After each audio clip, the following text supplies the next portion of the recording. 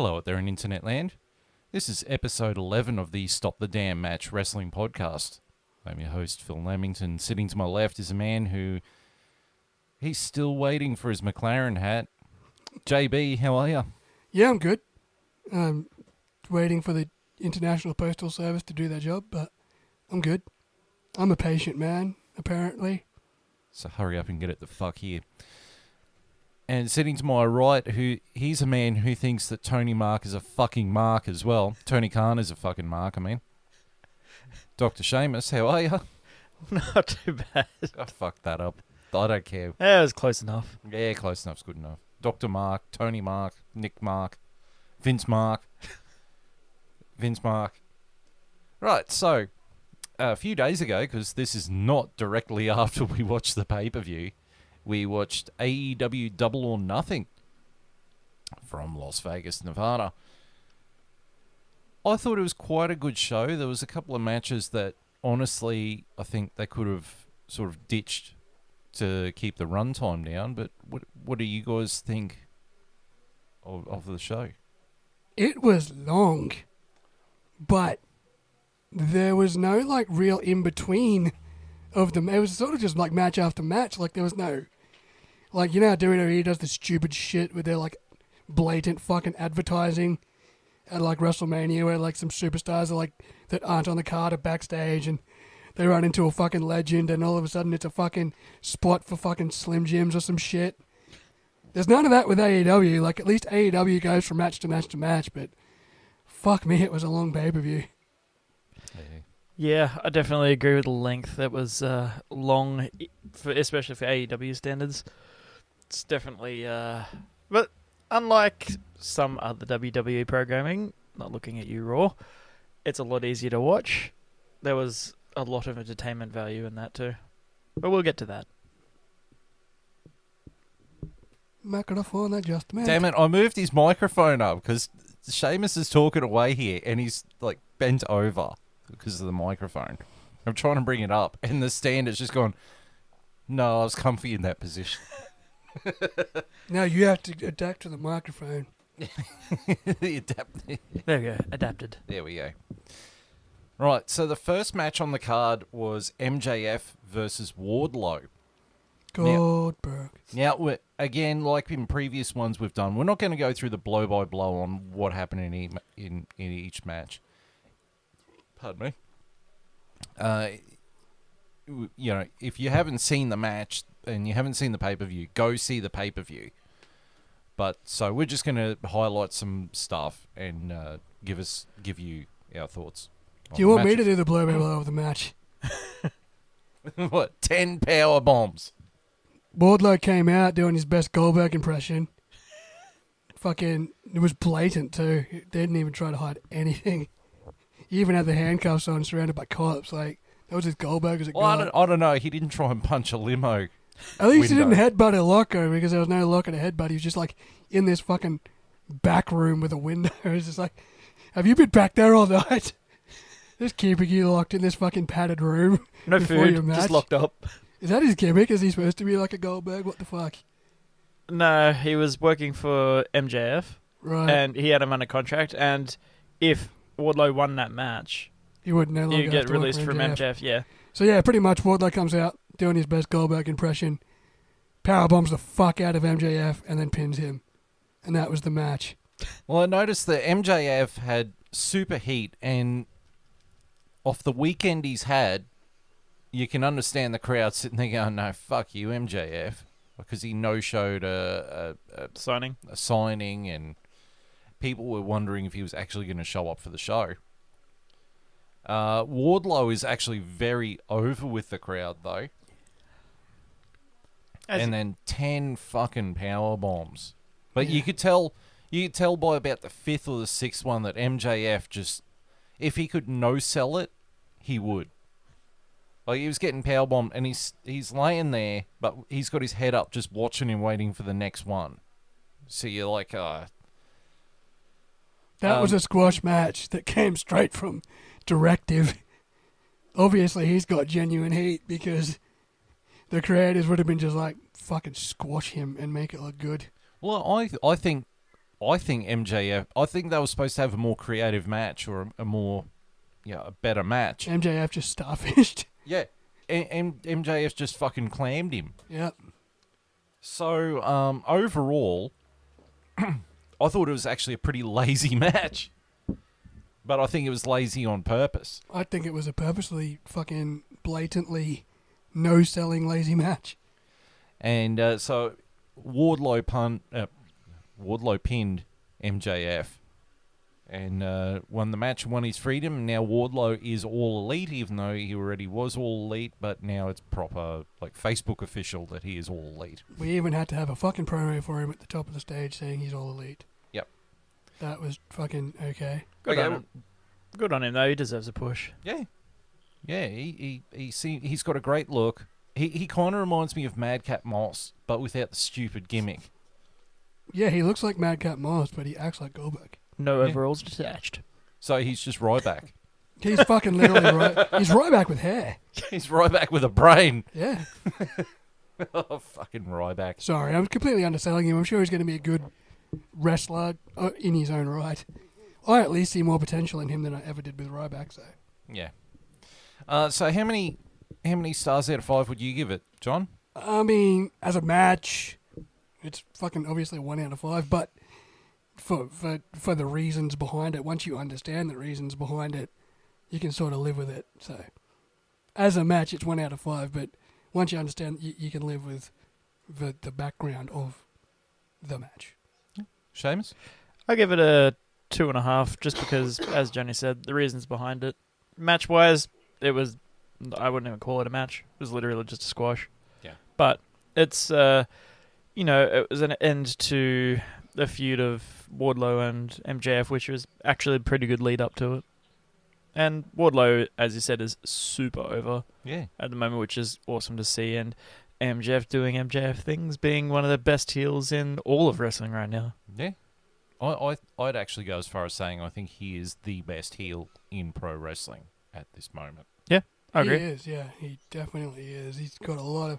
and it's good when WWE guys are like, because I'm on some stupid Botchmania page, whatever. And even the WWE guys are like flicking over to check it out, which is a big win for AEW.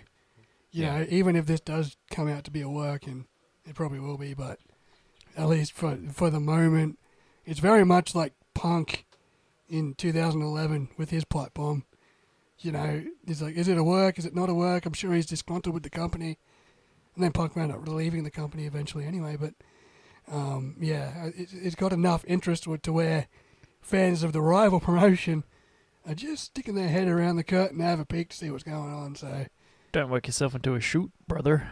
Well, we were talking about, we might as well discuss it now, is the promo that MJF cut on Dynamite, which is probably a good reason that we're doing the podcast after Dynamite rather now than we have straight context. up. Yeah. Now we have context, and MJF just cut like this amazing promo that really came across as a shoot.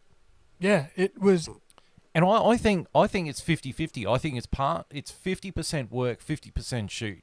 Like, he seriously is pissed. Yeah, he doesn't like the company, and he doesn't like Tony Khan, and he doesn't like the direction he as a character is going.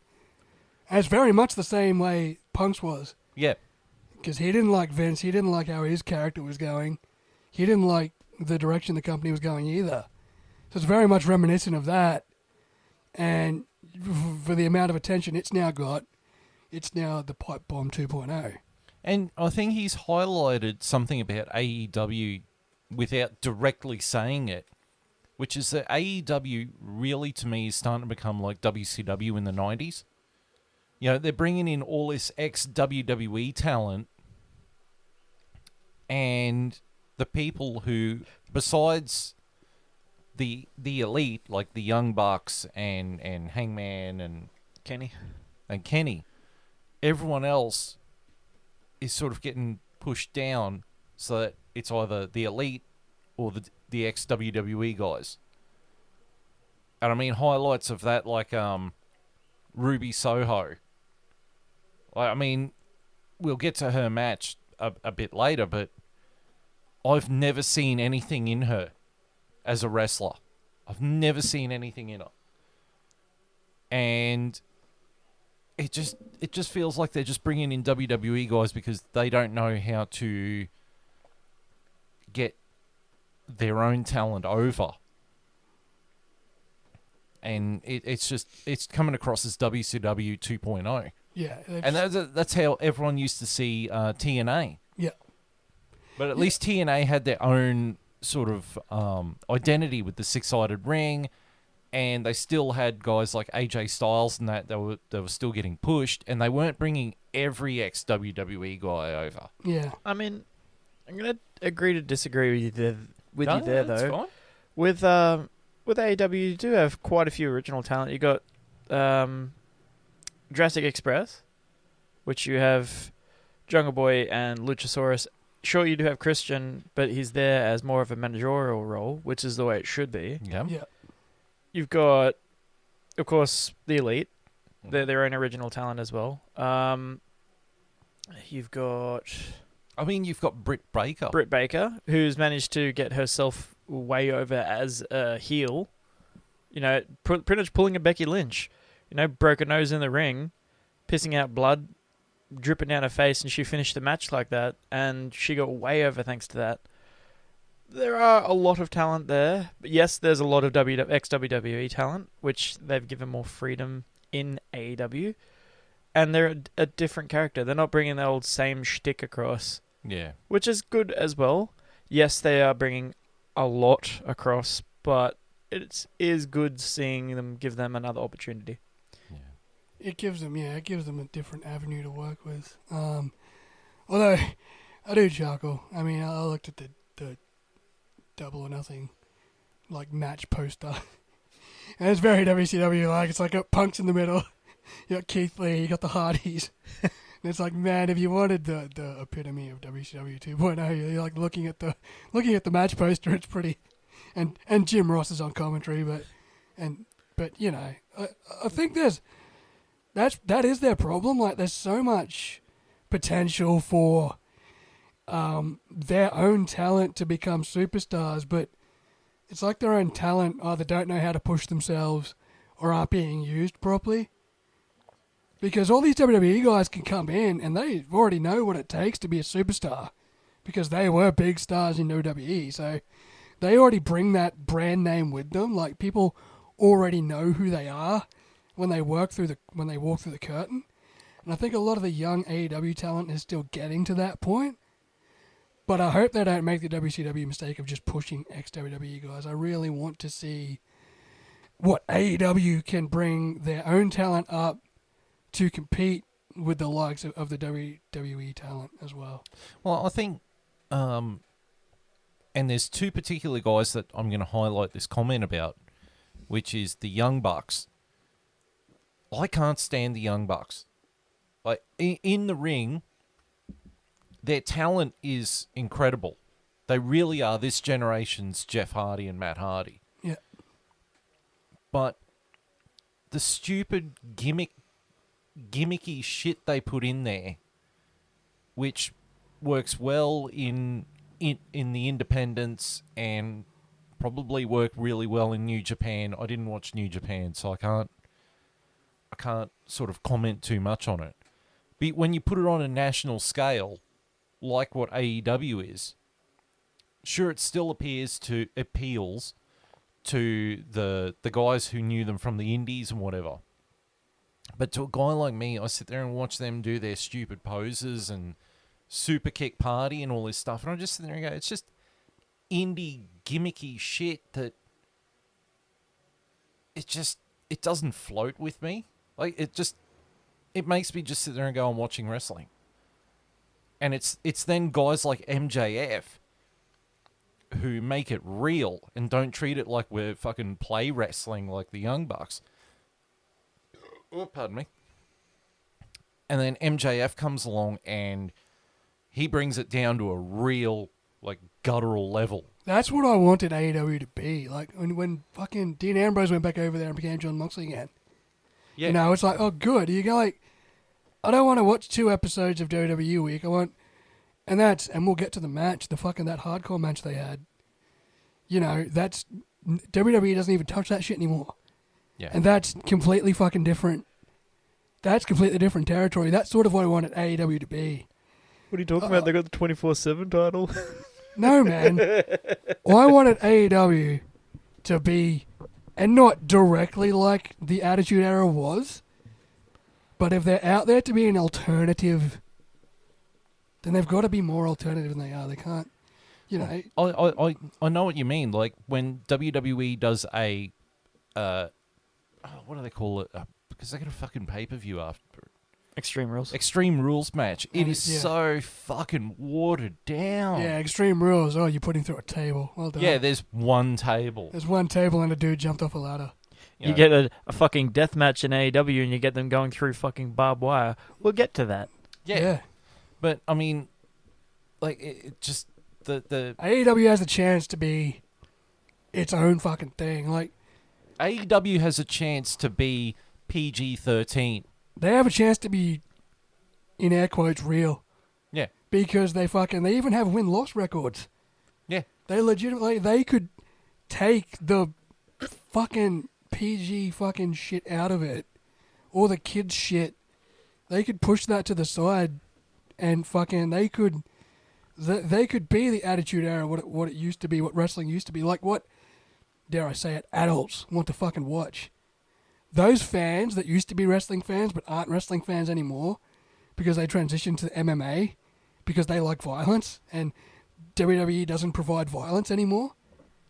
That's what AEW needs to fucking start targeting. Well, I think every, like, I can only speak on my own behalf here. But, like, when I started watching WWF, you know, Monday Night Raw, or when it was called at the time was Raw is War, you know, WCW Nitro. We didn't really get ECW here in Australia, but it was aimed at teenagers. Yeah. And even to this day, when I watch wrestling, I want to feel like I'm a teenager. I want to feel like it's teenager pop culture. WWE does not hit that mark. It's aimed at kids. Like it's yeah, I don't think teenagers is fucking watered down as WWE treats it. I don't think you can call WWE like even. I mean, they're starting to. You know, sometimes they'll say shit, and you know, ooh, Roman Reigns said shit. Ooh, that's as far as they go. Yeah. Like they start pretending to be edgy, then they fucking they hit a real hard wall, and they stop. And I think AEW needs to fucking be on the other side of that hard wall. Giving us some violence. You don't even fucking, you know, it doesn't need to be ECW. Like, I still want to see technical wrestling. I don't want to see cunts getting smashed with stop signs every week and barbed wire flaming death matches every fucking week. But the opportunity for AEW to be genuinely different is still there. You see, the main issue with WWE is they have a whole bunch of shareholders that, you know, WWE goes, oh, you know, let's be a bit more edgy, and the shareholders are like, nah, man, we sell a whole bunch of fucking Mattel toys and shit, and we don't want to lose that bulk of money that we're getting from that. Now, AEW, they don't have that. They don't have all of these massive shareholders. They got Tony Khan, who is their sole major owner. Sure, they have minor shareholders, but no one that has 20, 30%, some shit like that. Yeah. They can get away with doing that and be like, you know, fuck it, let's do something. And because Tony Khan is a mark, or he is more of a fan, he actually understands the side that we're coming from. You know, that Attitude Era type, grab you by the balls type style, which is why, to be honest, I prefer watching shit from Dynamite now over watching Raw or SmackDown. Yeah. 3 hours of fucking Raw? Can you not? I think Raw's biggest problem is that it goes for 3 hours. Yeah. We've said that from the start. We've said that from as soon as they fucking did And I mean, that. Raw's big problems are stuff like trying to program for 3 hours, and I mean that 24/7 belt. Just fucking bin it. Give me the original fucking hardcore belt and give me a hardcore matches like we had the match that we're going to talk about a bit later. And You even, talked about it, man. It's not like they weren't selling Mattel toys back in the fucking Attitude Era. Yeah. As though they're selling a lot more of them and it's catered towards kids. I think this is where kids. Yeah. I think this is where the shareholders with WWE have gone completely wrong, is that they're sitting there going, oh, we can sell toys for kids. That's why we want it PG, you know, and aimed at kids. You know, kids can't buy tickets. So kids don't have $60 to buy tickets to pay-per-views. Exactly. Here's This the is why the thing. seat's empty. You've still got to fucking cater to adults because it's the adults that will watch. And then the kids will watch with the adults. That's your target audience. But you've got to get the adults watching so you can get the kids watching. And the adults don't want to watch fucking flippy-dippy shit and fucking New Day throwing pancakes and doing fucking shitty backstage promos about fucking unicorns and Hey, all you this don't shit talk New Day. Oh, look, you know what I mean. Though. But let me ask you this question, right? So JB, have you got like are you the oldest child?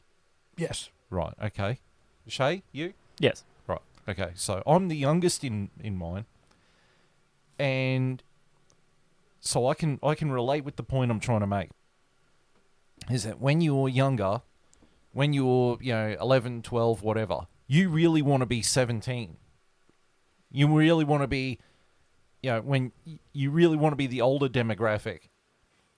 And that's where I think the shareholders go wrong with WWE is they assume that kids still want to be kids. Kids actually want to be teenagers. Yeah, they want to be. And adults want to be teenagers again. That's the key demographic they got to hit is the teenager demographic. We all want our fucking youth back. And that's what AEW is scratching that itch of the teenager demographic. Because younger kids want to be that. You know how many when I was growing up, all the younger kids wanted to sit there and talk like they were the Rock and lay the smacketh down and DX. flip off people and do the crutch chop and all that shit. Fuck oath. And Still do. throw the too sweet up because they thought they were in the NWO, or throw the diamond cutter symbol up, that type of thing, because it was pop culture and because it was something aimed at older people. It's kind of like with movies. It's like South Park. Yeah. How big was South Park in the late 90s? They still are. And they're still huge now because it was like, oh, this is the shit your parents wouldn't want you to watch, but you're going to watch it so you can be cool. Yeah.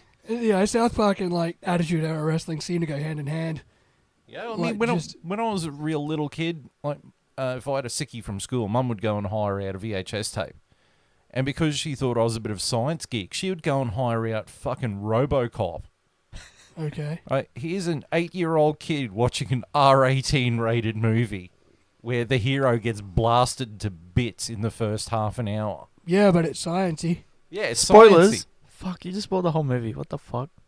How dare you That ruin was the first RoboCop? half an hour. It's not a spoiler. No, but you know my point. Like, every kid wants to be older than what they are, and adults want to be younger than what they are. And teenagers are like that prime spot of this is where we want to be. Everyone wants to go back to the fucking late 90s and early 2000s. Everyone. Right?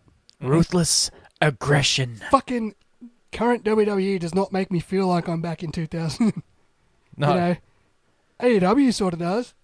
The only time WWE's made me feel like I was back in the Attitude Era was CM Punk in 2011 when he was sitting there calling everyone out for their bullshit. Yeah. Yep. That's the only time I felt like it in the last 15, 20 years. Yep. Right, so Let's move on. that was a good little rant. Right, the next match on the card. Fucking hell, it's been, 20 minutes since we covered the last match. So, next match on the card was the Young Bucks versus the Hardy Boys. Or the Hardys, whatever the fuck they're called in AEW, I don't fucking care. Who got to keep the music? Yeah, that's really cool. Yeah, that's actually... Free license music. yeah, it's public domain. Nice. Because I've heard it on commercials like So is 1,000 MJF's. times. Yeah, so's Tajiri's old music too. What, Asian theme number 1? Well, his WWE entrance music. I heard it on an ad for Chinese restaurant here.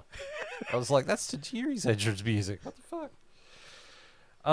So right from the kickoff, Matt Hardy doesn't look well.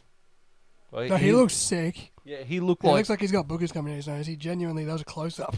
And he looked pale. And he had snot coming out. And Jeff Hardy was fucking slow. Jeff Hardy actually got knocked out early in the match, so he was wobbly as fuck. That's why he couldn't climb the fucking top rope in that second half Yes. of the match. It did have a slightly slower pace than what you'd expect from a Hardys and Young Bucks match, but I think They are getting old. yeah, but also knowing that Jeff Hardy was knocked for 6. Well, I'd still maintain Matt was sick as well, so I think they were Yeah. both off. Yeah. But, I mean, they still put on a really good match. Yeah. I think the Young Bucks need to calm down with the posing a bit, though.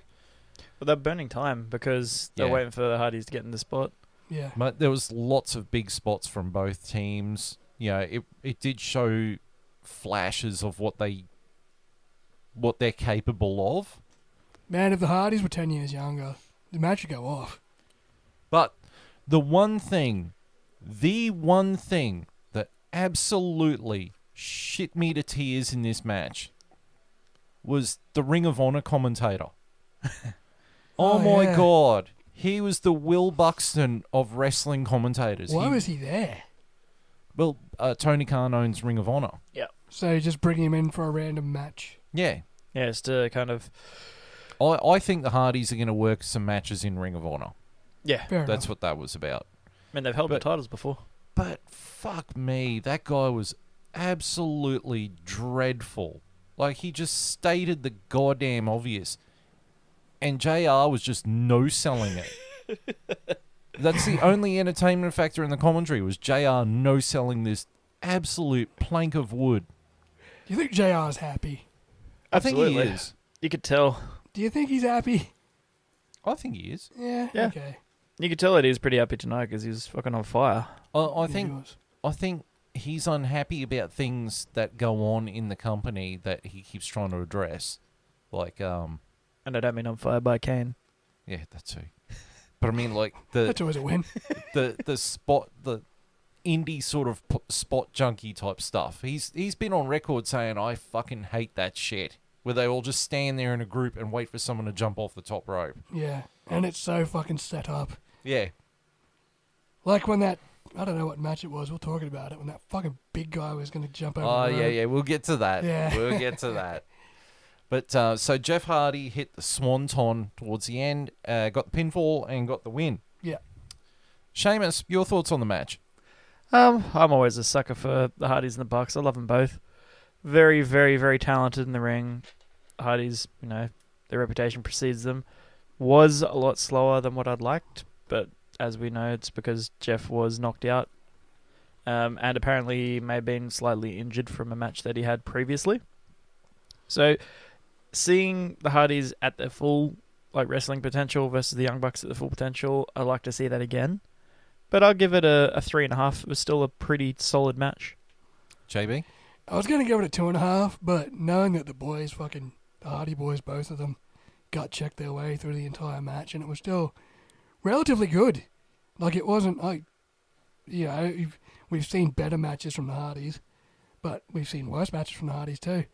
I'm going to give it a solid 3 out of 5, man. I thought, the way they battled through injury and concussion and possible illness, they definitely, I don't think either of them were 100%, but they were still as hardy as they could be at this point in time.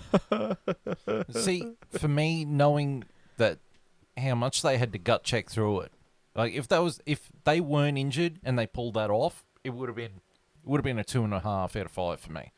But I ended up giving it a 4 out of 5. I was just really impressed that they gut checked their way through it. They acted like professionals, They were still professional despite everything, yeah. and though the Young Bucks really do need to sort of knock off a lot of this indie shit. They need to find their fucking niche. Um, If their niche is indie fans, then that's good, but how do you endear yourself to new fans? yeah, and Like, if you didn't know who they were from fucking New Japan, and you're just watching these guys for the first time, or even, I think I'm only watching these guys for the second time, yeah, and I'm still trying to figure out what they are. they are athletically gifted. I just think Oh, they're they brilliant. Like, they're great. They're fucking athletic high flyers, but just have a story. Yeah. Be something. Like, inspire me. Inspire me to like you. I like your athleticism, but now inspire me to like your character. Yeah. Because I don't really know what I'm looking at the moment. Yeah. All right, the next match was for the TBS Championship. Champion Jade Cargill defended against Anna Jay. So my notes on this match, this was a slow, boring match. Yeah, this one dragged the card down a lot. They had no chemistry whatsoever. Jade Cargill, I'm going to make a big call here, and you guys are probably disagreeing with me on this. Jade Cargill is incompetent in the ring. Like, she is borderline Nia Jax in terms of just flat out incompetence in the ring. And like, there was times where she was looking around and went for a spot that wasn't ready for that spot. She's just all over the shop. And I've seen her do a few matches now, and I'm just like, this girl, like, they're pushing her to the moon, and you're just pushing rubber dog shit up a hill. There was too much interference in the match. There's just too much shit to cover up her incompetence in the ring. Jade hit the avalanche jaded, got the pinfall, got the win. And then after the match, Ember Moon showed up, and Malcolm Bivens, except they've got new names, but I didn't write it down. Sheamus, talk to me. Well, the highlight of the match definitely was... It ended? It ended, and seeing Athena come out, who's Ember Moon. Yep. She definitely looks like she's a lot happier than what she was in WWE, which is good. Mm-hmm. Definitely glad to see her in action. Mm-hmm. Her and Thunder Rosa would be pretty good. I'd like to see those two go at it. Oh, Athena and Thunder Rosa? Yeah. Yeah. Definitely not a fan of Jade Cargill. She can be good. She just needs more work in the ring. As into the flowiness of it. She can do power moves. She could do them quite well. But she needs to have the flow of the match, like to know when the spots are happening rather than setting herself up, looking around, realizing, oh shit, it's not time for that spot yet. She needs more training there. But the actual moves-wise, she is significantly better than fucking Nia Jax. At least she doesn't injure people. Yeah, it's true. Give her that. But yeah, I'll give it like a fucking 2. 2? Oh, okay. John? Yeah, more of the same. 1.5. And then some dude walked out who I've never seen before, and Oh, Malcolm Bivens. yeah, he's like, I oh, we had no haven't idea seen that him was. since 2017, and the crowd like was just like looking at him. Now it was cheering. Yeah. It's like, was this supposed to be like the return of the dead, like fucking like a Stone Cold pop from the 90s? He got released from WWE about 3 weeks ago. Or a month ago. Yeah, but the way the commentators were acting, it's like, oh, it's like Stone Cold returned to get the Royal Rumble from injury or some shit. The crowd's supposed to be going nuts. It's like, oh my god, we haven't seen it since 2017. And the crowd's just like, oh, it's that guy. Look, who's he in WWE? Malcolm Bivens. He was the manager for Diamond Mine. Oh, okay. And now I know who it is. Yeah. Okay. Yeah, because he was a manager, kind of, I was like, who the fuck was that? Yeah, so he rocked up and I had no idea who he was. And apparently AEW was trying real hard to make me realize who he was. And it didn't work. And then Ember Moon came out as Athena. And I'm like, oh good, more talent. Maybe someone with half decent talent that can win a title and make the AEW women's division a little bit fucking better than it is. Because I'm not a fan of Jade Cargill or fucking Thunder Rosa or fucking any of them, actually. Not one woman in AEW has fucking won me over yet. Not one. Whoa, that's a big call. Even Britt Baker. People rave about Britt Baker, but she was nothing special. I'm yet to be won over by the women's division, so that's their fucking goal. Win me Okay, over. so what did you give it out of 5? 1.5. 1.5? Yeah, I gave it 0. I was brutally just, no. This match was nothing. And the more Jade Cargill hangs onto that belt, the more meaningless it becomes. They need to get that belt off her. It is a ASAP. TV title, though, isn't it? Yeah. So it's already meaningless. I don't know. It's about as meaningful as the fucking Intercontinental title, so. What, current Intercontinental title? Yeah. Because it's supposed to be like what the old school Intercontinental title used to be. Well, it's not working on either fucking front, is it? All right, moving right along. The next match, the House of Black, which is Malachi Black, Buddy Matthews, and Brody King versus the Death Trio. Death Trios? Of Ray Fenix. Death Triangle. Death Triangle. Ray Fenix, Park, and Pentagon Jr. I probably mucked up his name, but yeah. My notes on this, it was insanely fast action. Like, it was just from the kickoff. It was guys just going and going and going and going and going. But they still managed to tell a story in the ring too. There was so much chemistry between all 6 guys. And then we get to the spot where everyone's diving over the top rope. And you know what? You guys will probably castrate him for this, but Brody King trying to dive over the top rope. Sure, it didn't pay off. But you know what? I gave the man brownie points for giving it a fucking go. If he didn't clip the fucking rope with his feet, it would have worked. Except he He was nearly there. broke his fucking neck. He was there, you know. It's a big man doing a big move, and I was all for it. Hey, he needs to take lessons from Keith Lee. Yeah, Keith Lee can fucking fly. Or The Undertaker. No, the Undertaker still nearly broke his neck. What are you going on about? That's only because that moron cameraman wasn't there to catch him. But I thought that was a great spot. And it was really setting up to have a really great finish. And then the lights went out and Park was about to hit the Black Arrow. Black Arrow off the top rope. Lights go out. And Julia Hart shows up and spits black mist into Park's face. And then Malachi Black lands the black mass on Park and gets the pinfall. JB. Good match. Really good match in spite of the finish. I fucking thought it was great. It was fast. Like, no one ran out of gas, man. They were, like, rotating, like, really well. A lot of power moves, a lot of, like, real good moves. And what Park, I almost called him Neville. Neville Park, throwback. whatever his fucking name is now. He's a fucking Neville. He's brilliant, though. Fuck, he's good in the air. And then, yeah, the big guy going for the fucking leap over the top rope. Even though he fucked it up, you know, I called for him to do it. Like, come on, big guy. Surely he's going to jump too. Everyone else has jumped, and then he did it, and he sort of fucked it up, but it was great. I was very entertained. I gave it a 3.5 out of 5. Yeah? Yeah, I thought it was a real good match. Yeah, I'll give this one probably a 4. It was one of the more entertaining matches of the night. Very, very fast. Death Triangle, always going to be good. All 3 of those guys are insanely talented. Park being just a shredded, angry motherfucker. And, you know, I can't remember the name now. Shit. Penta and... Ray Fenix. And Ray, thank you.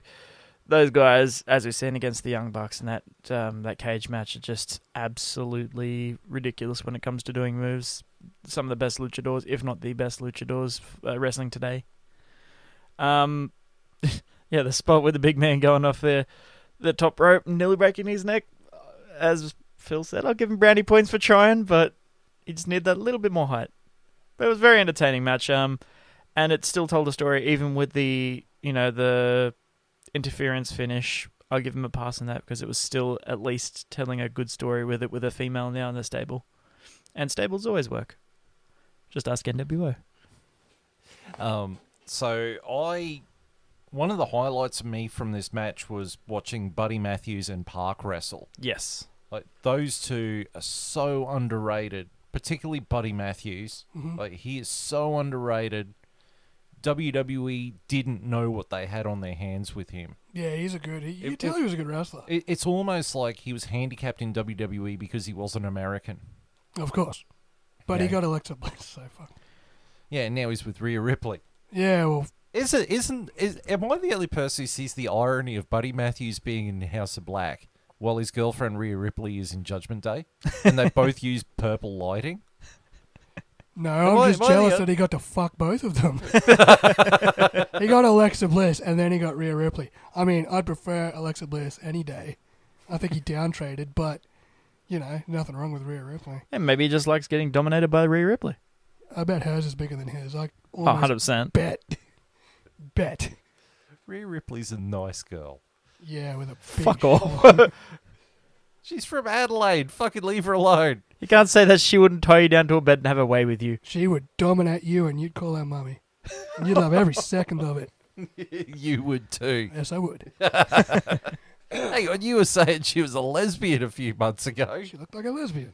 Oh, fuck. Well, I gave it 5 out of 5. Initially, I gave it 6 out of 5, but then I toned it back under review. But I just thought it was a flawless match. And I was thoroughly entertained by it. There's one flaw, the jump off the top rope. I wouldn't even call that a flaw. I'm just glad he tried it. Yeah. I'm just glad he didn't die.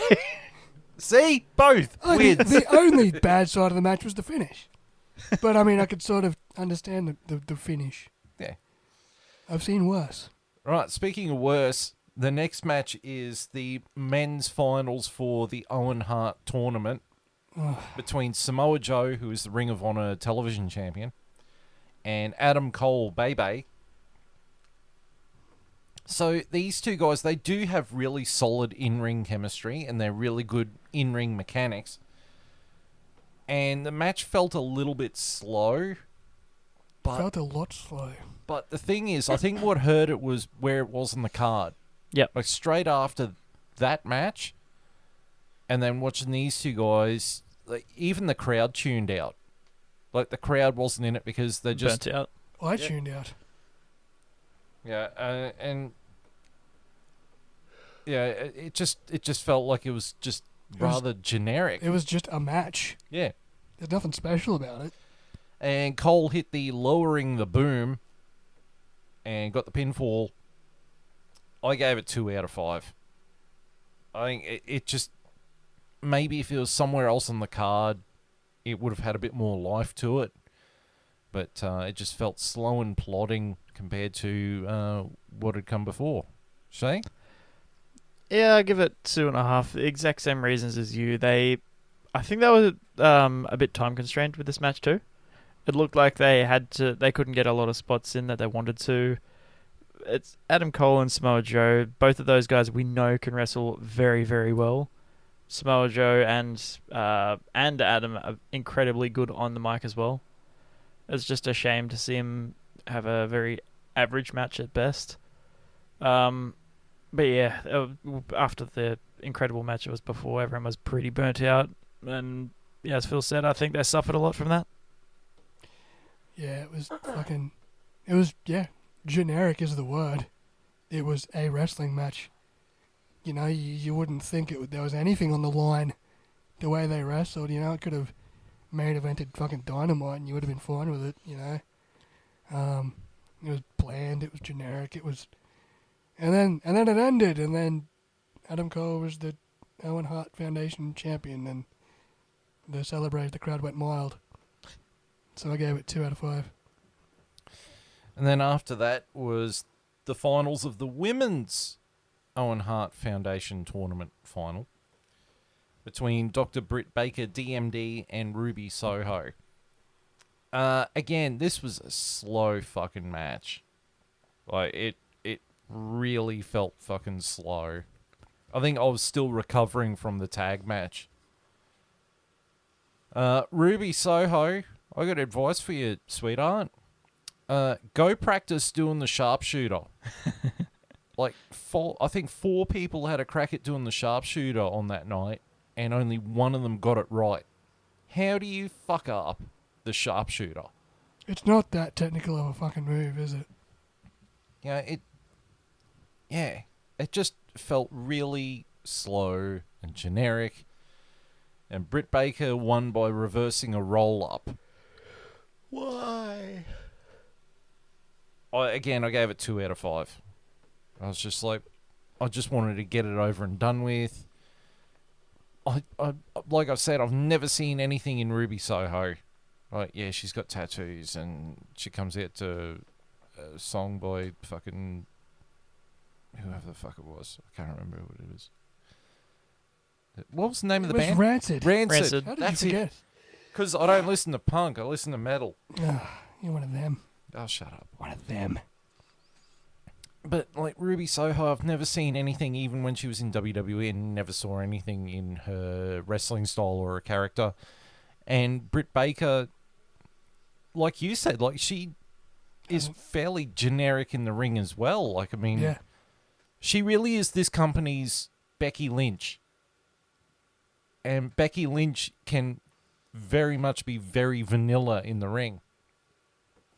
It's just, it's almost like it's Stone Cold or The Rock or Hulk Hogan syndrome, where it's just hit the same, get your shtick in. It's just, yeah. Hulk Hogan. JB. Yeah, I gave it a 2. It was fucking another really generic match, and you know, all these AEW fanboys hype up Britt Baker as the next big thing, and I watch this match and she does nothing special at all. It was it was as vanilla as it fucking gets. So, I don't know. And the match preceding it was as vanilla as it fucking gets, and then to cap it all off, we get fucking, what's her name? Oh, I'll get to that in a sec. Waffling on for fucking half an hour, and I'm ready to tie a 13-loop noose and fucking end it. Because I'd already been sitting here for 3 hours into this pay-per-view, and I've had some good parts, and now it's like the fucking halftime intermission. I should have gone for a piss then. You know, the thing is, though, we'd only just hit hour number 2. It fucking did not feel like it. Like, we were at the top of hour number 3. Yeah, no. Next. Shay? Yeah.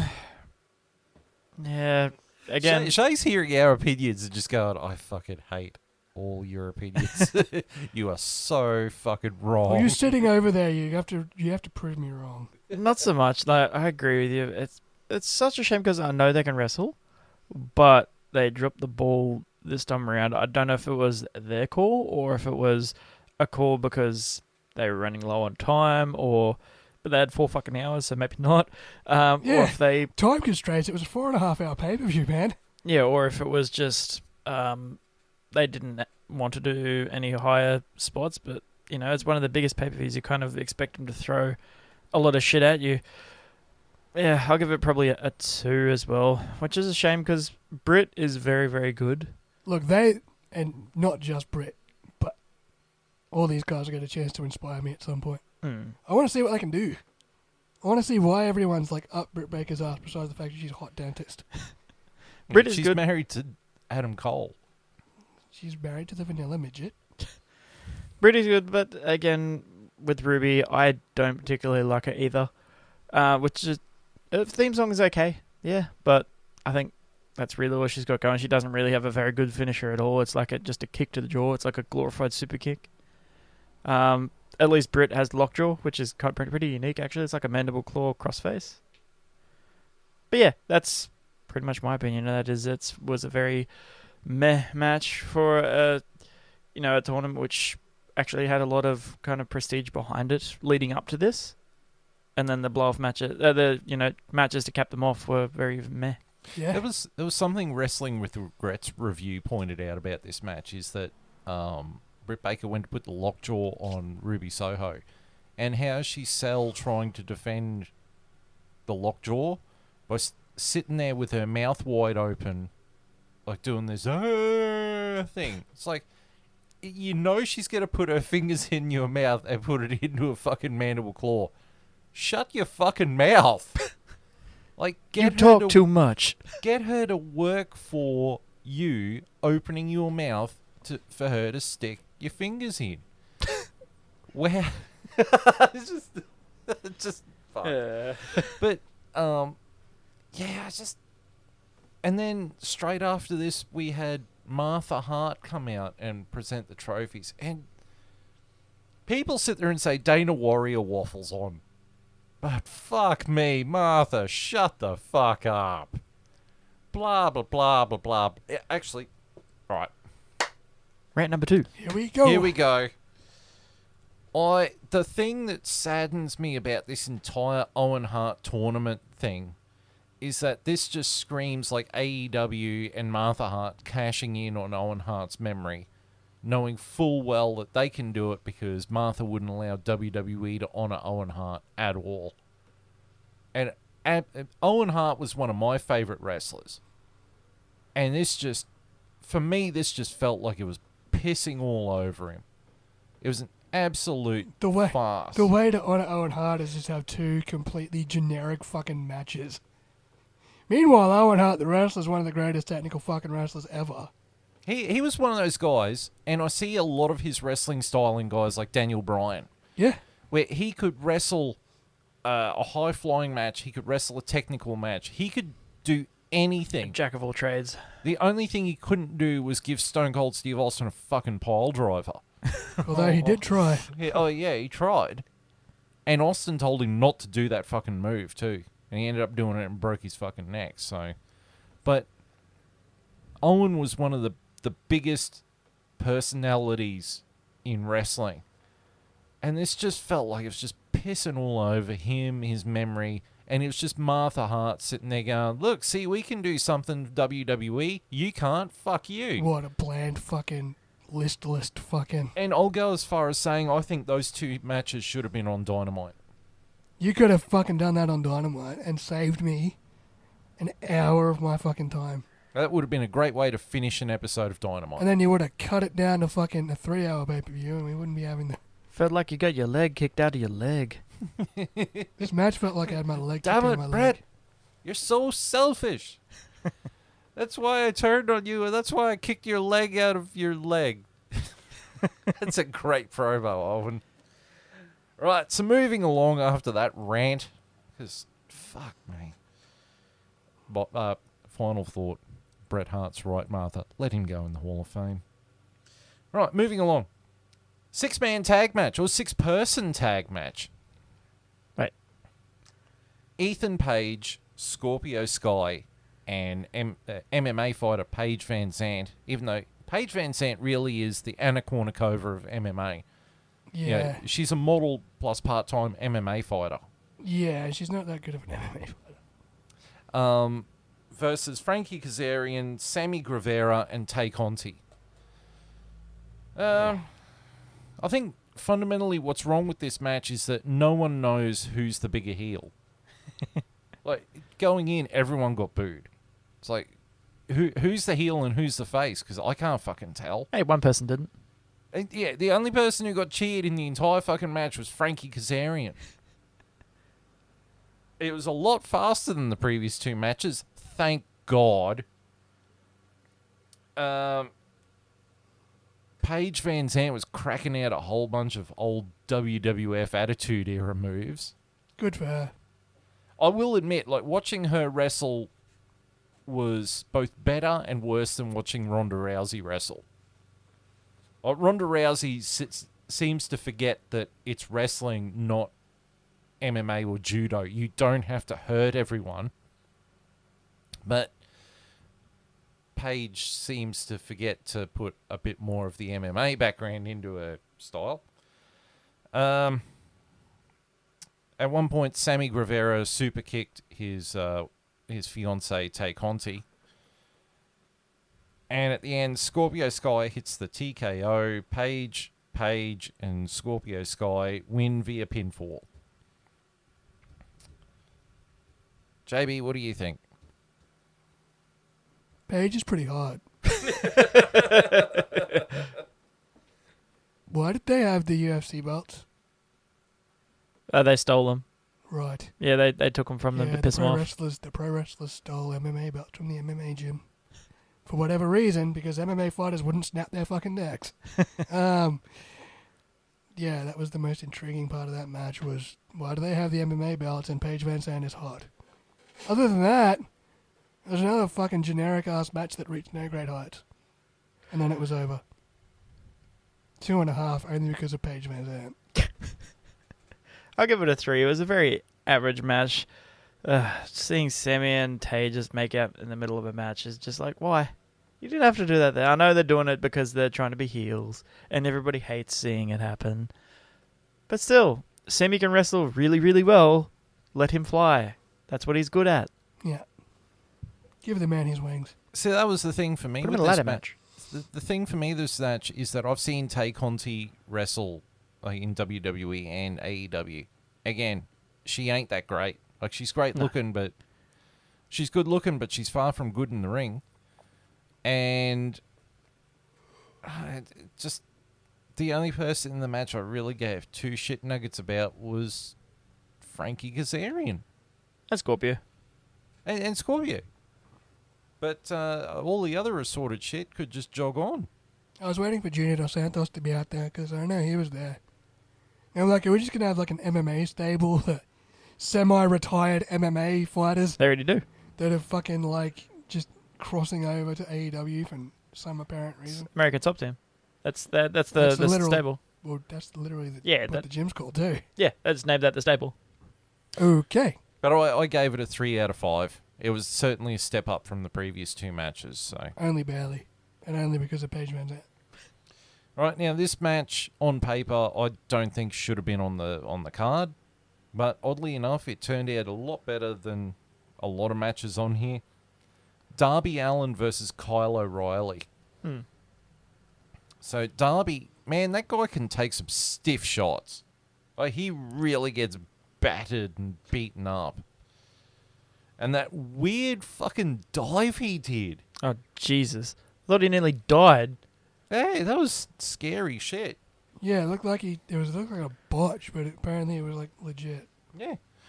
But overall, the match really felt like it was nothing terribly special. And Kyle O'Reilly hit the diving knee drop. Kyle O'Reilly wins via pinfall. I gave it 2.5 out of 5. I thought it was just pretty average. It was better than the 2 matches for the Owen Hart final. But it was a story that no one really cared about. And it was a match that you could take it or leave it. Shay? Yeah, I'd agree with your rating there too. Nothing special match. Darby's good. Kyle's good. Just a very no stakes in it match. It was just average. It was meant to be because Kyle injured Sting, that kind of stuff. But it was a very not needed to be on that card kind of match, though. Yeah, the last time I saw Darby Allin, he was with Sting. Yeah, still is. Okay. Sting was injured. That was like that. That's the reason the whole match. That was the build-up. Yeah. You hurt my friend. Okay. There was a match. It happened, and then one guy won. His name was Kyle O'Reilly. Darby Allin has pretty cool face paint, though. Yes, that's what I was going to say. His face paint and Thunder Rosa's face paint go together. You That's can make weird. a whole face. Together you can make one face. So what are you giving it out of 5? 2. 2. Okay. I don't really remember the match, so it must have been nothing special. I remember his face paint, and I remember Kyle O'Reilly's name being generic fucking name. But All right, then we get... here we go. The AEW Women's Title match. Thunder Rosa defending against Serena Deeb. It was solid, but very underwhelming. it was slow. And I noticed there was a lot of screaming and fuck all else. Like, both of them were doing a lot of... Thunder Rosa, you know that fucking annoying bitch from fucking Modern Family? The Hispanic one? That's her. Sophia Vergara. That's her. She's hot. Yeah. Sophia Vergara, Yeah. man. Sofia Vergara's hot. But she's also got the world's most annoying fucking voice. And So that's Thunder Rosa. You just don't like any Spanish accent? Sorry, No, but it's has anyone seen her reading a mean tweet? Oh, yes. She's like, every time Sofia Vergara talk, it sounds like she has a dick in her mouth. She's like, what's wrong with having a dick in my mouth? It's true. Nothing wrong. It's true. Again, Thunder Rosa. Inspire me, girl. I have to say this, though. I found this out, I think it was yesterday when I found out Thunder Rosa's not happy with how AEW is booking her. Her outfit was actually a tribute to all the kids and 2 people that were killed in that Texas shooting. Oh, okay. Fuck. Because she's only like the next city over. Oh, shit. Right. And AEW did nothing to promote that. I just thought it was like a Cinco de Mayo fucking outfit. Yeah, that's like what I thought a it was typical too. Hispanic. No, that was a shit. yeah. Props to her for that then. Yeah. Absolutely. Man. I mean, yeah. But I agree with her. I think her booking hasn't been great. She is very underwhelming as a champion. Like, if she's going against Serena Deeb, like, Serena Deeb has always been solid in the ring, but nothing special. And This match sort of proved it for me. Yeah. Yeah, Rosa hit the Thunder and Fire driver and won via pinfall. JB, Yeah. what are your thoughts on it? There was a match. What are you going to give it out of 5? Did Thunder Rosa win the match? Yes. 2. 2? Oh, that was brief. Shay? I'll give it a 2.5. It wasn't bad, but it wasn't good. It was kind of in the middle. A lot of the women's matches tonight were very underwhelming, unfortunately. Yeah. 'Cause- Again, I'm giving Thunder Rosa a chance to inspire me. Because I know these women can wrestle. I just need a bit more grunt, you know? Yeah. Like, give me like a high-flying women's match. That's something we haven't seen for quite a while. There's like, at least WWE have like their female Money in the Bank where you do see them get to do high-flying shit. Well, that's the thing. Like, on Dynamite, you always see matches where it's Jamie Hayter versus Tony Storm. And I know Tony Storm is ex-WWE, but Tony Storm made her name outside of WWE. Yeah, in the Indies, yeah. Yeah. And she can... And JB, I think you can back me up on this. I know Shay will probably back me up. But Tony Storm can go in the ring. Yeah, she can wrestle. She can wrestle. Yeah. And Jamie Hayter can wrestle. Mm-hmm. And so we keep seeing them on Dynamite. Why are we not putting a belt on either one of them? Instead, we've got Jade Cargill. How many ex-WWE guys do you want to put the fucking belt on your promotion? No, but I mean, put it on Jamie Hayter. Yeah. Well, I mean, I'd put anything on Jamie Hayter. Well, and Tony Storm. But I mean, they can go a lot better than most of the women that were on this card. The women that can go need to help the women who can't go. Yeah. I feel like the women in this fucking company just need to get a fucking training facility and just work out the rough edges. Yeah. Because if they're as good as the AEW fanboys fucking say they are, and I'm sure they are, I just want to see it. Because if Double or Nothing is their fucking SummerSlam, you know, you wouldn't see Becky Lynch and fucking Charlotte Flair just going through the fucking motions. I mean, most nights you will, but if it's a SummerSlam, you'd at least expect them to fucking do something a little bit special. Because there was a lot of matches on this fucking pay-per-view that were not anything special. Yeah. Like a lot of them. They were just Dynamite matches. They were just average matches. Like, Yeah. if it's this big pay-per-view, you know, fucking do something. And Sell this something. was supposed to be their equivalent of SummerSlam? SummerSlam. Yeah. And a lot of these matches felt like they belonged Filler. on Backlash. They felt like fucking filler matches. Like, they were just stalling for time over 4.5 fucking hours. So you gave it 2.5, Shay? Yeah. Yeah? I gave it a 2. I gave it a 2 out of 5. Could have been a lot better. Then again, could have been a lot worse. Yeah. Shit's gonna get real. Yes. Yes, it is. That was the best. That's why I said it. intro to a fucking match ever. Anarchy in the Arena match.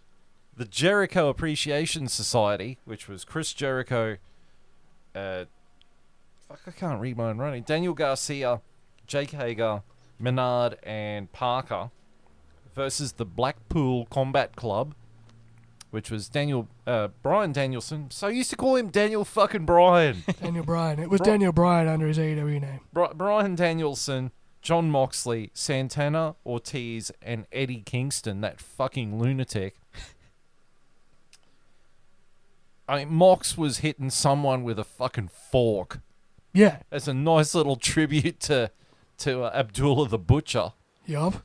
Also, Mox's music Oh, stayed on. Mox's music kept playing, and like it went through a full cycle, and then restarted again The crowd cheered too. until Jericho broke it. Cut the soundboard. Then Kingston was fighting someone, and there was fucking mustard everywhere. That And they was were in an beautiful. That felt like Taker beating the shit out of Maven all the way up to the popcorn stand. That was fucking Royal Rumble. Jesus. This match was pure chaos. This was brilliant. Now, this was a highlight for me. Was JR was just in full-on JR beast mode in this match. Like, he just called everything, and if someone said something stupid, he called them out for it. It was fucking amazing. At one point, the Jericho and Moxley were back in the ring, and Mox undid the top rope and started attacking him with the top rope. Like the pin that holds the thing onto the turnbuckle. Yeah, that was cool. Santana and Ortiz set up one ladder and two guys on two tables and jumped off the ladder onto the two tables, sort of taking the Hardy spot and going, let's up the ante with that. We're not old and broken like that, and we can still do this. Why waste two ladders when you can just use one? Yeah, it's right. Balance. Moxley pulled out a barbed wire board, which was a nice little nod to Cactus Jack. And then Eddie Kingston got locked in a freight elevator. Yeah, he did, with two other guys. Don't know But what then he happened. emerged later on with a can of petrol. Yeah. Staggering down the ramp while Danielson has got Jericho in the LaBelle lock. And then picked him up and said, I'm going to kick your fucking head in. Yeah, but he tipped petrol all over both of them. Daniel Bryan got the shits and went, what are you doing? They started dusting up. They're on the same team, damn it. Yeah. Eventually, Mox got put through his barbed wire board and was just pinned out there. And then they targeted Jericho and Jake Hager targeted Bryan Danielson's leg. They kicked his leg out of his leg. Eventually, Jericho put him in a single leg crab while Hager was choking him with the top rope that was loosened up. And Danielson passed out, and the Jericho Appreciation Society won the match. Shay, you can go first. I'll give this one definitely a 5 out of 5. It was a fucking brilliant match. Super entertaining. It sort of reminded me of the Jackass match that was at Mania. Really entertaining. Just funny spots. Awesome hardcore spots.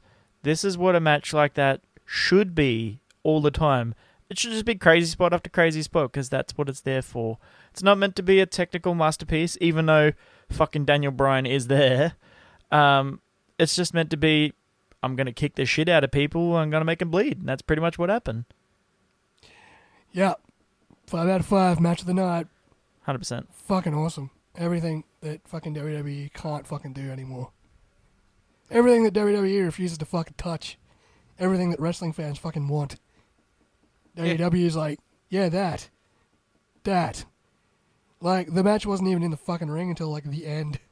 Yeah. It's like, we don't need a fucking ring. We're just going to go around, like, the halls and just beat the fuck out of each other until someone dies. And then we'll pin them. And that sums up the entire match. It was fun. It was fun. It was brutal. There was always something going on, but it told a story. Yeah. For me, 5 out of 5. Everything that 5 fucking out of 5. WWE can't fucking do was in that match. Yeah. So, over to you, WWE. You won't top that. And then the next match was for the AEW tag titles. It was a triple threat.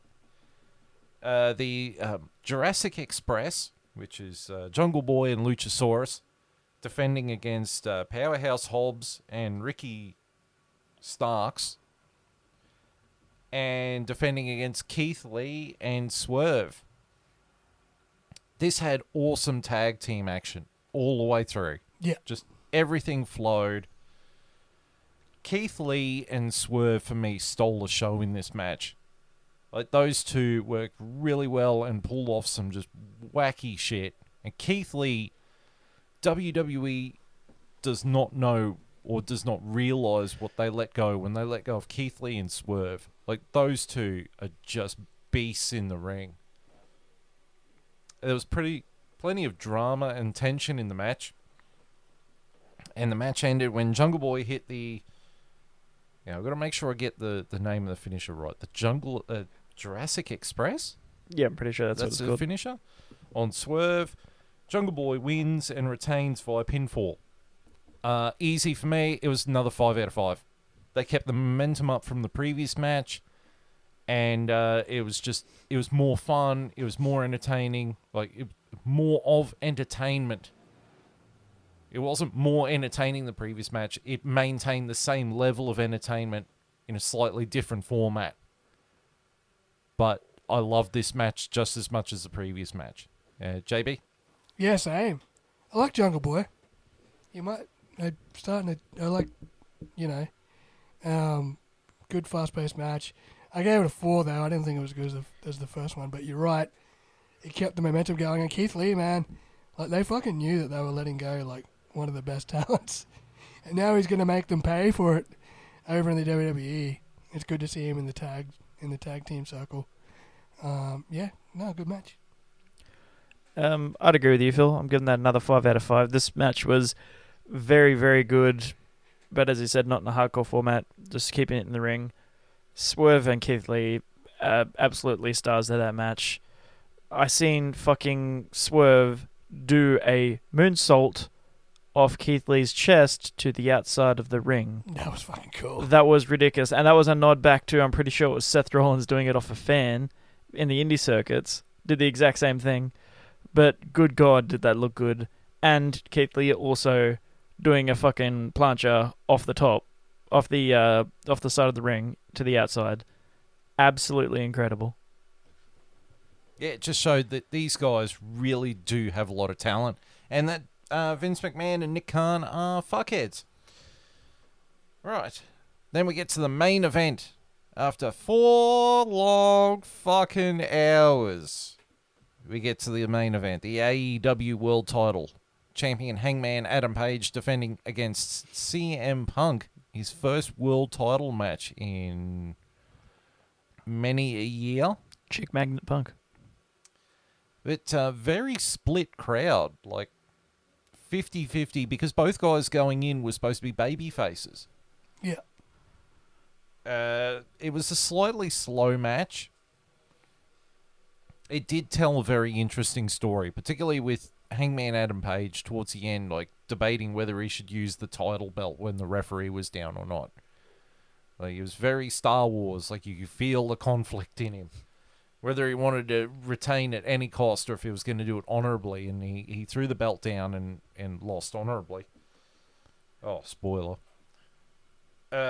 Finally, someone, aka CM Punk, does the sharpshooter properly. Yeah, it only took all night. But then he fucks up the buckshot twice. Yeah, he's not good at that movie. Kept leaning backwards. He really does have lead in his ass. That being said, the commentators did call out actually that he was fucking it up because he hadn't perfected it like Hangman did. So props to him for that. Hangman hit the GTS though. But in the end, Punk countered the buckshot into a GTS, hit the GTS, got the win, and is the new AEW World Heavyweight Champion. Sheamus. I give it a 4 out of 5. Not as good as the past 2 matches, but still very solid. Told a very good story in the ring. Again, as you said, with Page deciding whether he wanted to use the title or not. Very good. And we know that Punk still can go in that ring, and Page is amazing. He has been ever since he got the title from Kenny. Or even beforehand when he was wrestling with Kenny. Very, very good. So what do you give it out of 5? 4. 4. Yeah, 4 as well. I like seeing a gritty CM Punk. Daddy CM Punk? Huh? Daddy CM Punk? Yeah, well, he's fucking... He's grizzly. He looks like a grizzled veteran now. He's got a lot of grey in the beard. Wait, he's what, 44, 45? Yeah, well, I'm starting to get greys in mine, and I'm only 32. And AJ Lee still looks like she's 25. That's a win. Winner, Yeah. chicken dinner. See, she's someone who could go in the ring. She could still go, I reckon. Yeah. But she's been on talk shows and stuff, so never I say wonder never. if she'll fucking join Punk in AEW. That'd be nice. She was on a talk show with Renee, Renee Paquette, Nice. just recently. As in, I think, yesterday or the day before. That'd be good. Good match. Hangman Adam Page has a lot of talent. I like him. Punk is a grizzled veteran, getting the win and becoming the new AEW champion, which was only a matter of time, truth be told. Yeah, hopefully this gives Punk some freedom to fucking have a championship reign his way and not Vince's way. But excited to see what the future holds for CM Punk as champion. Yeah, solid match. I think they're slowly going to build towards CM Punk versus Kenny Omega for the title, I'd like to see that. which I think that would be really great for All In. Or it could be MJF yet, you don't know. Oh, yeah, I think MJF's going to get a crack at it, but... I wanna see Brian and Omega. Brian Omega at his 100% though, because he hasn't been 100% lately because he needed to take a break and he's got apparently massive vertigo. he is cleared. He is cleared to come back, but he's been working with the women matches to try He's and picking his time to get in, which is fair. Like they wanted it to be a big moment. All I'm going to say is if he's working with the women to improve the women's matches, he needs to work harder. Do better. Do the thing better. Hey, you can put some glitter on his shit, but it's still shit. Yeah. AEW is at least showing that they can do some good shit right there. Yeah. The women's division isn't there. But when you can have a fucking fucking hardcore match that fucking goes all over the arena, and you can still have, you've got your talented your Jungle Boys and your Keith Lees and CM Punk as your champion and Hangman Adam Page. It's at least in the direction where, the company's in good enough hands for the moment. Mm. Whereas WWE can't wait to fucking fire somebody next week and they don't know who it's going to be. And they don't care. They don't give a fuck. If it's not Roman Reigns, they don't care. Yeah, that's it. But I gave it a 3.5 out of 5. I just think what dropped it down was just Punk being a little bit clumsy because he's not very athletically gifted. That's not saying he's shit. It just took me out of it a little bit. I have 2 notes that sum up the entire pay-per-view. Long. So I think 3 matches needed to be dropped from the card. Easily. Because 4.5 hours is too fucking long. You could have dropped 4 matches from the fucking thing. What matches would you drop? The 2 Owen Hart fucking finals matches shouldn't have fucking been there. Mm-hmm. I don't know if the MJF match honestly needed to be there at the start. And that fucking TBS title match was shit. Yeah, I would have ditched the 2 Owen Hart matches, the TBS title match, and I would have ditched Darby Allin match. Yeah, it didn't seem like it needed to be there. Yeah, I'd agree with that. Okay. But the other thing I noticed, and I noticed this throughout the entire pay-per-view, and I do notice it a little bit in WWE, but it was really noticeable in this AEW pay-per-view. Does every wrestler have to do a Sweet Chin Music?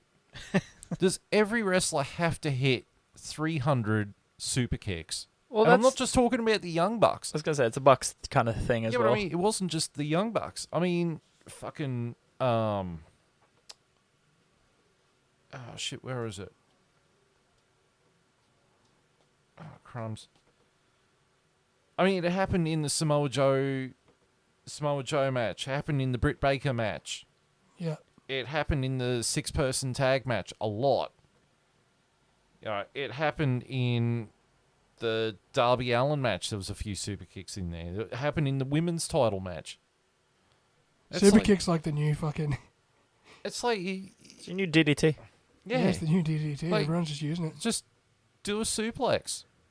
A garden variety front face lock suplex. Snap suplex, man. Do a fucking pile driver. You're allowed to do them in AEW. Till someone snaps their neck. If you do it right, you won't. Give it time. If you do it right, I mean, not everyone's Owen Hart. Jesus. But I mean, fuck. Like single arm DDTs and stuff. More move variety, not just super kick, super kick, super kick, super kick, super kick, super kick. Oh, super kick him in the knee instead. So, for Super kicked his leg Christ's out of sake, his leg. punch them. I don't give a fuck. Do a drop kick. Super kicks are cool, man. Gotta And slap the leg. Cool. They're cheap. That's Slap what they the leg. are. Slap the leg. It sounds like the old ad for the Forex Australian haka. Slap your thong on your thigh. Slap your thong on your thigh. Don't slap the leg, Vince. Right, so overall, how many cheese graters are you going to give this pay-per-view? We'll start with JB. Oh, man. There was a lot of good. And some shit. The shit was really shit, though. Like, the average was really average. It was, But the good was really good. it was like it was a very bipolar match. Like, the shit was really shit, but the good was really good. Yeah. I'm going to give it 4 out of 5. Like, I'd watch it back, but I'd have the fucking skip button ready for the fucking shit matches. Yep. Yeah, I... excuse me, jeez. I 100% agree with you there with the 4 stars. The good was very good, but I would definitely skip the shit matches. And I agree too. It was 4 out of 5 for me as well. Fuck yeah, Yeah. put a bow on it, gentlemen. Right, well, we're not done. Woohoo. We're not done. We got to talk about something else. Here we go. Something that's absolutely shit me to tears. Sasha Banks and Naomi. Oh, God. This is an AEW pod. Why can't we save this for... Because it's a break. It's a news story that's happened in the last couple of weeks. So, All right. Breaking news. except 2 weeks old. Weasel News confirming your prejudices. So apparently, Sasha Banks and Naomi, the WWE Women's Tag Team Champions, were not happy about being booked in a 6-pack challenge match on Raw. I think it was 2 weeks ago, where Naomi was going to pin Sasha Banks for a title shot at Hell in a Cell at Bianca Belair. And then later on that week, Sasha Banks was going to win a match and get a title shot against Ronda Rousey at Hell in a Cell for the SmackDown Women's title. They weren't happy with that because they wanted to work a tag title feud with Doudrop and Nikki ASH. But we don't want real belts. Fuck So- going for the main titles. So they jumped up and down on the spot and said, we don't want to do it. Walked into John Laryngianus' office, plopped down the women's title belts with their suitcases in hand and walked out. About an hour into Raw. So Raw had to change its entire main event.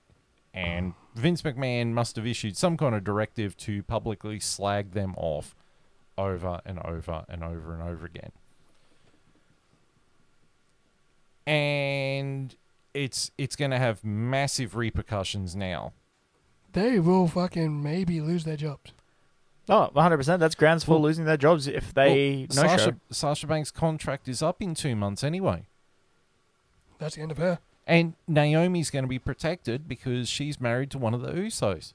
Because later on that week, the fucking Usos unified the tag titles. I would have sat there and gone, well, if your wife's going to fuck right off, fucking Rated RKO should unify the tag belts. Mm. But, you know, Well, this is coming from the same... the McMahon works in mysterious ways. This is coming from the same Jimmy and Jay who have had multiple DUIs Yeah. and didn't get punished for it. Yeah. Yeah, fucking protected species. Whereas We'll call you fucking- Nathan Cleary. fucking RVD gets done for speeding and because Sabu's smoking weed in the car and he gets stripped, he gets suspended, but he has to drop the WWE and ECW titles on consecutive days and then gets suspended for 30 days. It's like, it's double fucking standard. Yeah. Okay? But my personal feeling on it is that Sasha Banks is a whiny little bitch who needs to fuck right off. I'm Well, you're fucking gonna get sick of her. you're gonna get your wish. I am fucking sick of her. She's nothing special in the ring.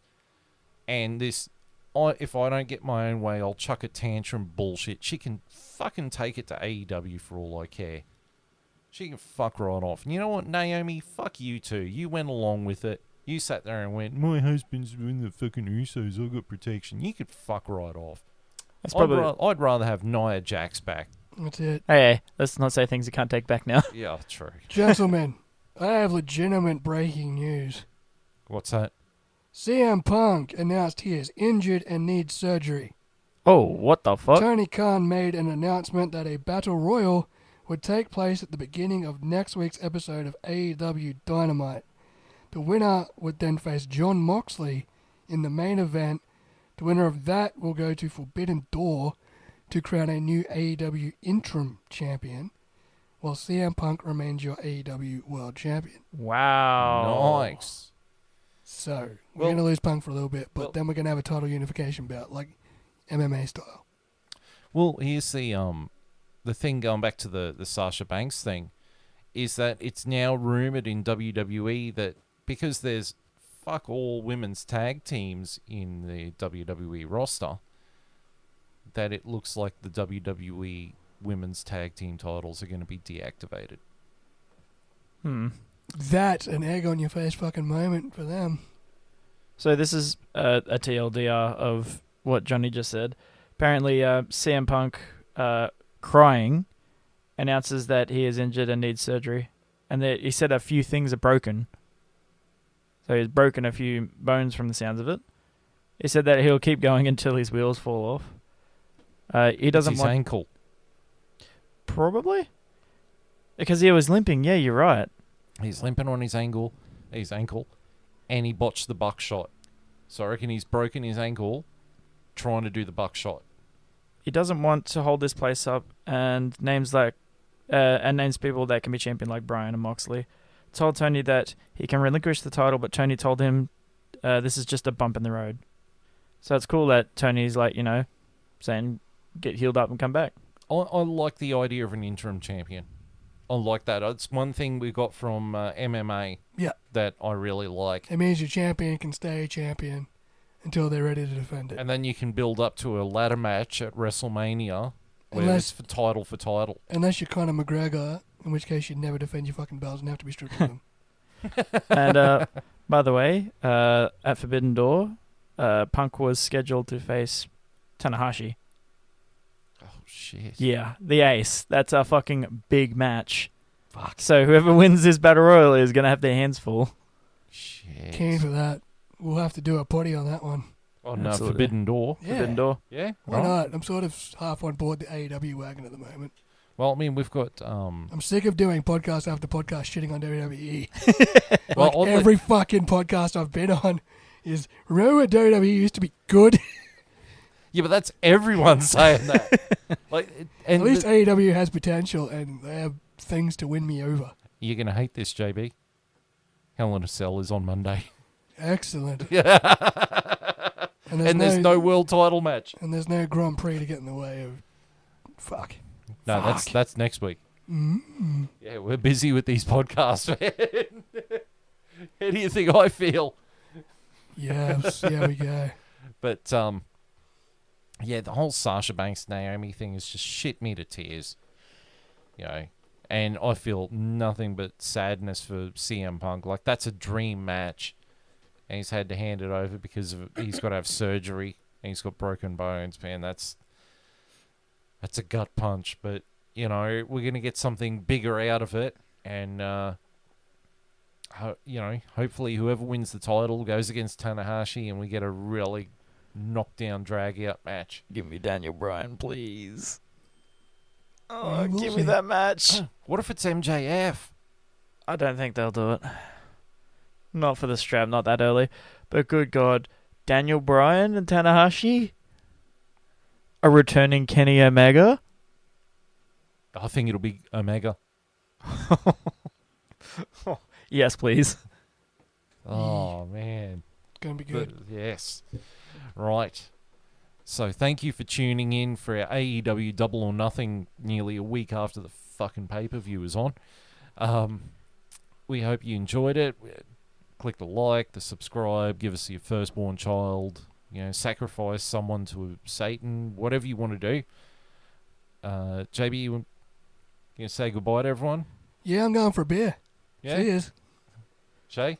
I pretty much said all I needed to say. I will catch you guys the next time. On behalf of everyone here at the Stop the Damn Match Wrestling podcast, I'd like to say goodbye. Thank you for tuning in. So, goodbye.